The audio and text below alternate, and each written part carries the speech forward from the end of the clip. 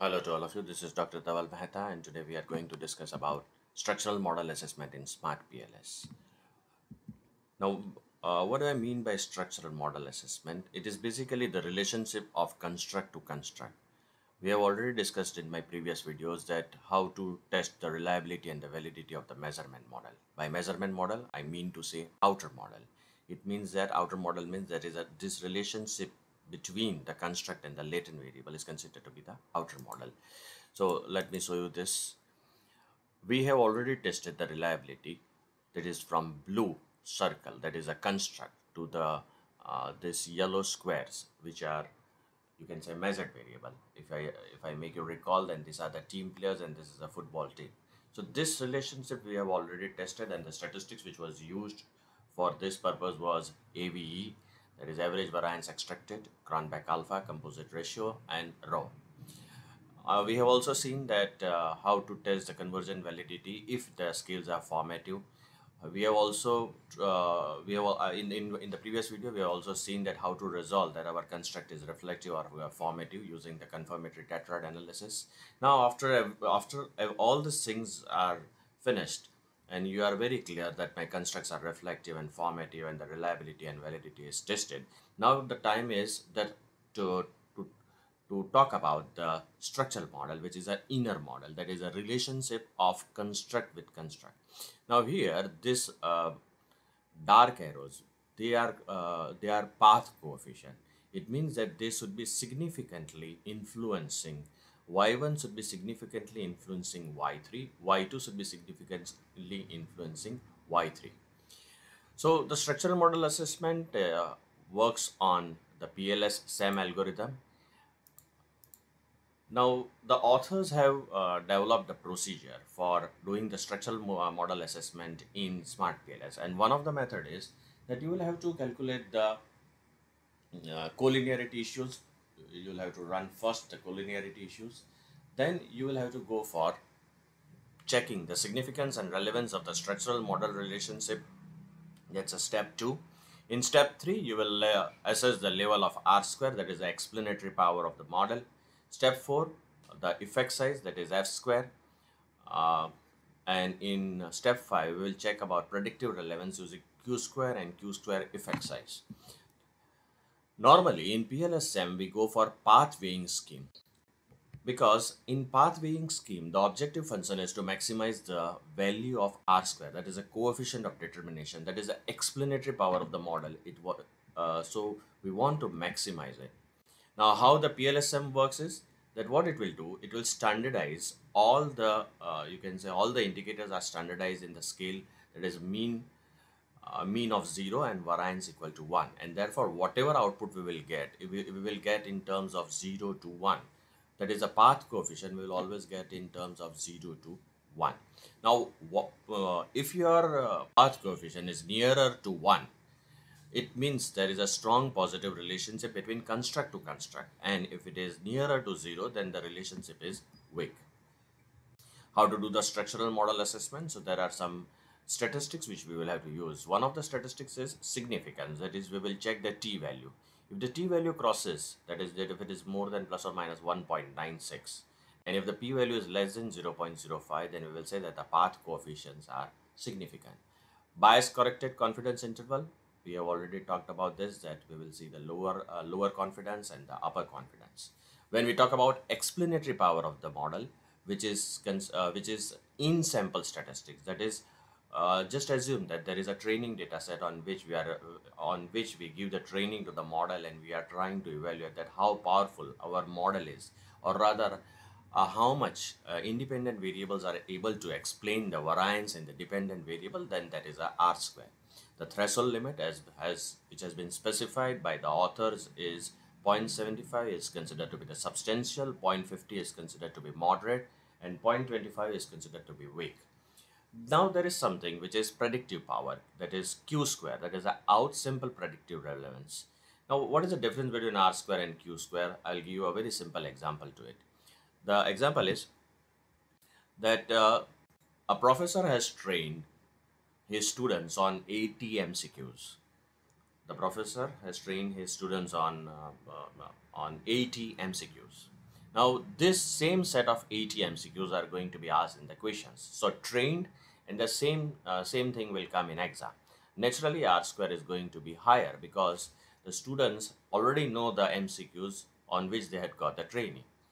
But the real test comes when a 20 new set of MCQs are given by the professor to these students. So here also we are doing the same thing. What we'll do is that we will provide the new data set to the existing model, and we'll try to see that when we are providing new data set to the model, how much predictive relevance or how much predictive power the model is having. The threshold limit which has been specified by the authors is 0.5 is considered to be large, 0.25 medium, and 0.00 is a small one. Step 1, we have to assess the collinearity issues, that is there any presence of multicollinearity or not. The threshold limit is the tolerance value of 0.2 or lower is considered to be the good one. VIF, there is a variance inflation factor, should be more than 5, so not be more than 5. Both are inverse of each other. Path coefficients, they should be significant. P value should be less than 0.05, and T value should be more than 1.96. P value should be less than 0.05. So this is already done. Coefficient of determination, that is the explanatory power of the model. So this coefficient represents the exogenous latent variables combined effects on endogenous. It's the same thing like when all independent variables, how much they are influencing the dependent variable, or how much they are able to explain the variance in the dependent variable. Coefficient of determination we have already seen. Now this is an effect size. Now, this effect size is f square. Well, now, how is it different from r square? Here, what we will do is that we are having multiple constructs.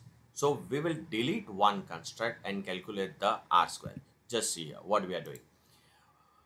We at present, we will get some r square on the full model. This is considered to be the full model. Now, what we will do is we will delete one of the construct, and again we will compute the r square. So we will get r square included and r square excluded of this particular construct. So if r square included, that is job satisfaction was included, at that time what was r square, and then r square excluded, at that time what was the r square. Now after doing this, we will calculate the effect size, and the formula which is considered for this is this one: r square included minus r square excluded. So if there is a big difference in r square, it will be captured, and therefore if f square is nearer to 0.35, this construct is having large effects. So this is according to the Cohen 1988, who has specified this effect size. 0.02 is a small effect, 0.15 is a medium effect. Then we are having blindfolding and predictive relevance q square. Now in this, what we do is, we will, this has been developed by Stern-Gezer's q square value, that is by Gezer in 1974 and Stern in 1974. Q square values larger than 0 for a certain reflective endogenous latent variable indicate that past model's predictive relevance is good. Now this procedure you cannot apply for formative. The number between 5 and 10 should be used. How it's working, let's see. So in this case, the blindfolding and predictive relevance q square, the formula is q square included minus q square excluded 1 minus q square included. How it's working, first see. We are having a range of data. So if I specify omission distance, the software will ask that what is the omission distance which you want to go. So if I specify 7, then it will delete the first at 7, the distance at 7. Second will be deleted at 6. Then it will be deleted at 4, 3, 2, 1. So 7, 6, 5. Actually, it's like this. We are not able to see there for just a minute. I'll reorient it, and therefore you will be able to see it properly. Yeah, just a minute.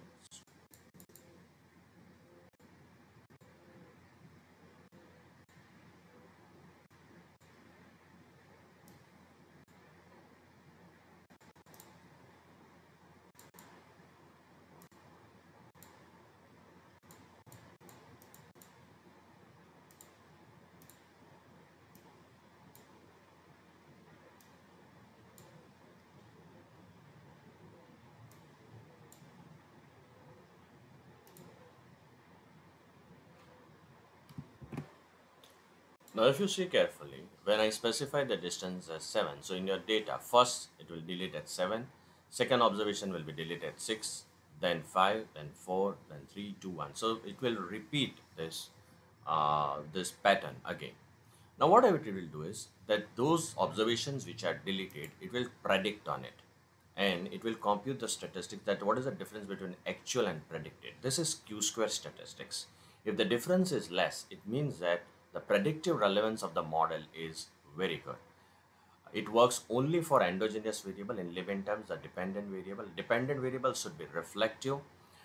Another thing which we want to discuss is that the threshold limit, which has been specified by the authors, is that if the range is between 2% to 15%, the model is having very weak predictive relevance. If it is between 15% to 35%, moderate predictive relevance. If Q square is more than 35%, strong predictive relevance. Then comes the PLS predict algorithm. So it has been developed by Smalley, that is in 2016, and it is again on the concept of training and holdout samples to generate and evaluate the predictions from PLS model estimations. Basically, this method has been developed to analyze that is it not the model is not overfitting or not. So for this purpose, the PLS predict has been done. In this, two things we have to specify, that is how many number of folds of training which we want to give and number of repetitions. Now what I mean to say by this is, first of all, see the diagram. The test data and the training data will be when the algorithm will run in the first iteration. This will be the testing data set and this will be the training data set. Now number of iterations which I specify, which is a four-fold cross validation. Now the testing data will change and the training data will change. On that basis, we are giving the training to the model. Default is 10. The number of repetition includes how often PLS algorithm you want to run. So it will generate some statistics, that is RMSE and MAP, that we will see when we will be running the SmartPLS. Now how to carry out all this analysis in SmartPLS, let us see. We'll have to go in the model, and the first thing which we have seen is according to the procedure which has been specified by the authors. Let's see what is the first step which we have to do, and we will follow these steps only. And the first step is assessing the collinearity issue. Okay, let's go there. Calculate PLS algorithm. Uh, Here you will have to specify path coefficients normally. Start calculation. Now you very well know that where you have to go. You have to go in the collinearity statistics, which is here. This value should be less than 3, outer and VIF. It should be less than 3. If it is less than 3, then you should go for next step. Now one thing which you should observe is that in our previous case, we had said that is it a reflective or formative in our previous videos, and at present still we are having that formative thing running, right? Only staying intention was formative, all others were reflective. So please convert this thing into reflective, this also into reflective, and at present keep everything reflective only, so that we can get the proper computation of all the statistics. We will again run PLS algorithm, start calculation, and now we will check the tolerance. Step 1. If it's less than 3, we are ready to go for step 2. Now step 2 talks about path coefficients. This one, are they significant or not? Normally, when you run PLS algorithm, you will not get the values of p-values. So for that purpose, you go in calculate bootstrapping. It is my experience that PLS algorithm normally is used for the measurement model, and bootstrapping is used for structural model. So go in bootstrapping, complete bootstrapping.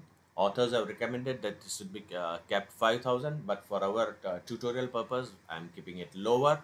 Start the calculation.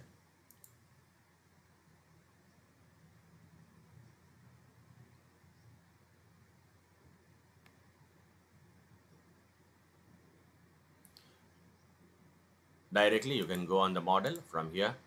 Now it is not generating the p-value here. How you can do this in SmartPLS? You will have to go in the inner model and just activate this path coefficients and p-value. Now you will be able to see that this path coefficients are active. Now there is one more method to when you are writing any paper and when you want to submit this in the paper, there is one more method. There are some highlighters which you can off and on. Normally you should use absolute values, so all those which are very significant path will be activated. Okay, and if you go for relative, that's also possible. Relatively, which is higher or whose contribution is maximum. So you can see that environmental perception is affecting the staying intention. uh, uh, the thickness of the bar will tell that how much the influence is there. So this is a step 2 in which we have gone for uh, checking the p-value. In this only you will have to go for in bootstrapping, you will go in path coefficients. P-value has been tested. Now you will see confidence intervals bias corrected. Now it should not include 0 in the confidence interval.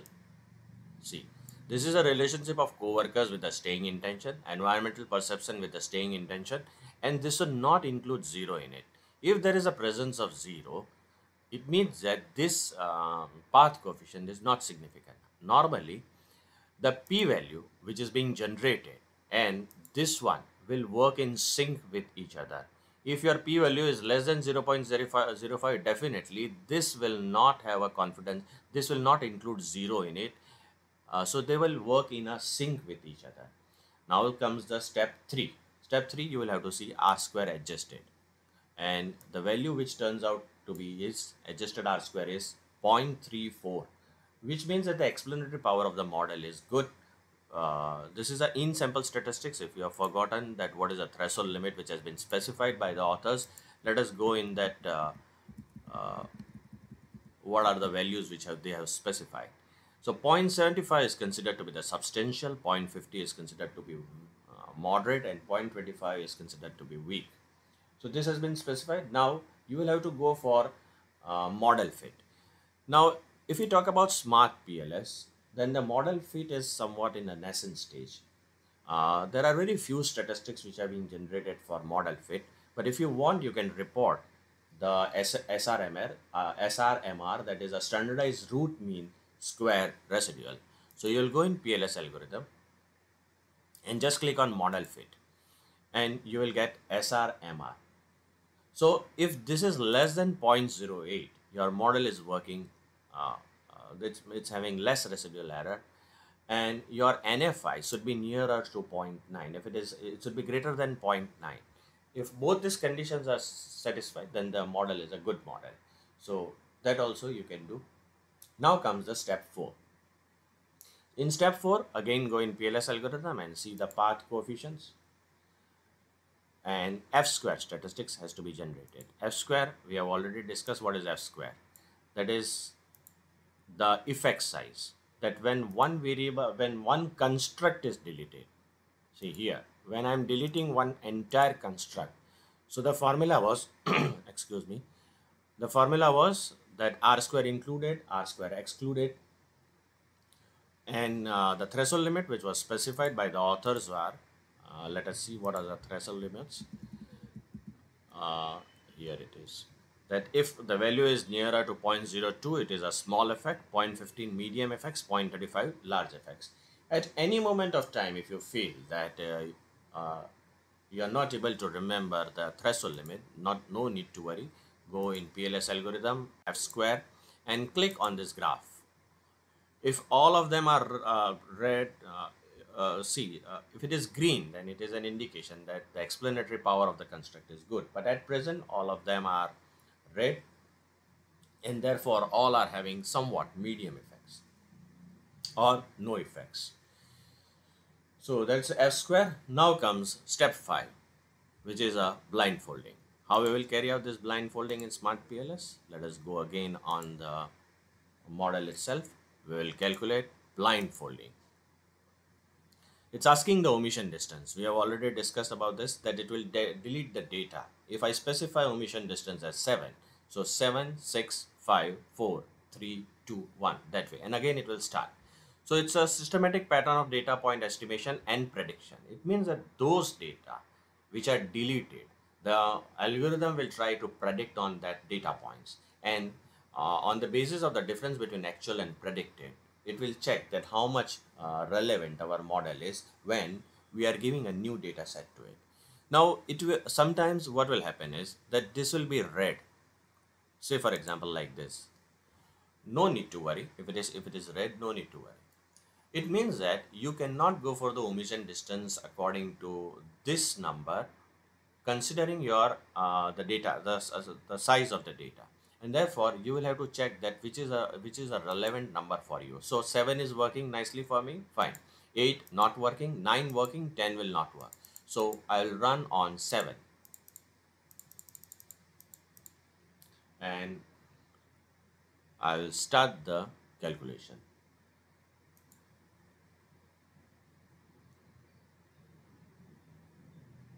So I will get this, I'll click here, and there is a q-square statistics which is being generated. So it turns out to be 0.254. We will always get q-square statistics for endogenous construct, right? Staying intention. All the arrows are coming inside in the staying intention, and we will get q-square statistics only for endogenous construct. Now this figure turns out to be 0.254. This figure turns out to be 0.254. So what is, let us see the threshold limit which has been specified by the authors in this direction. And the threshold limit is this one. This is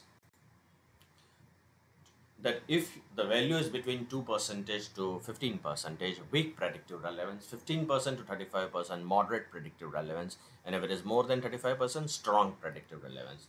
So our value turns out to be 0.25 somewhat, and therefore it is having a moderate predictive relevance. Q square is also known as a outsample statistics. You can also represent this thing on SmartPLS. Depending upon your requirement, you can specify, see, on SmartPLS, you will get 0.254. Now, this is not the R square. Just hover your mouse on this construct and you will come to know that it is a cross-validated relevance. And this is a Q square statistics. Sorry. Depending upon your requirement, you can change the settings from here. You want the statistics related, you want the diagram related to the bootstrapping, it will generate. You want it related to the PLS algorithm, it will generate. And now this data grouping, we will see later on that what here how we can differentiate for two groups of data. So in inner model, you want path coefficients, total effects, F square. When I click on this, it will show me the total effects. If I activate the F square, it will show me the F square. So this is all about structural model assessment in SmartPLS.